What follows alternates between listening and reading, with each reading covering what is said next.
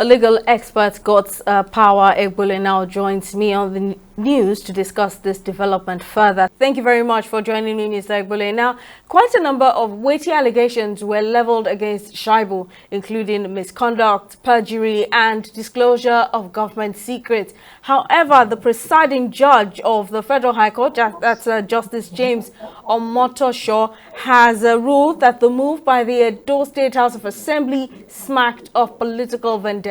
What are your thoughts on this ruling? Quickly, let me say that since the judgment of the Supreme Court in Enakojo against Adeleke, where the Supreme Court held that impeachment by the House of Assembly should not be used to settle political scores. In other words, it should not be used as a tool of political vendetta. What the court has always done is to intervene in matters of impeachment, not just about the procedure, but also about the weighty nature of the allegations against the holder of that office, which is the governor or the deputy governor.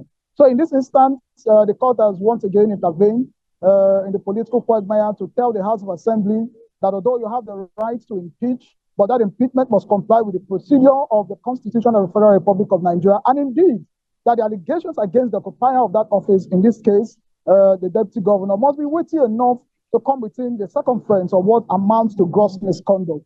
You know, there were actually two allegations against the deputy governor. Number one was that of perjury. Then number two was disclosing government secrets. That panel, the panel set up by the chief judge of Edo State, found out that that of perjury could not be sustained.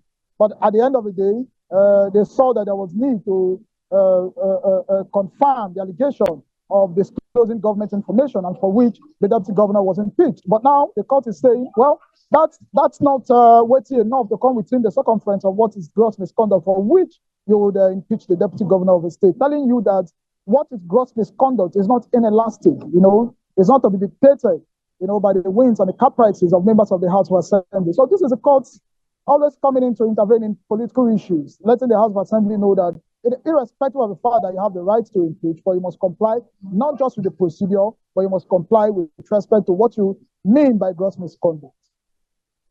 So now that the Edo State House of Assembly has appealed against the judgment, what happens? Can Shaibu resume as the deputy governor or wait until the appeal is dispensed with?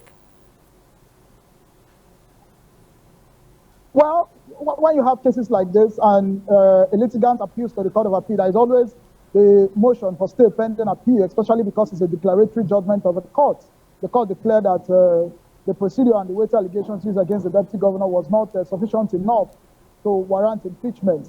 I know that the opposing parties who lost will definitely go to the Court of Appeal and file a motion for stay pending appeal.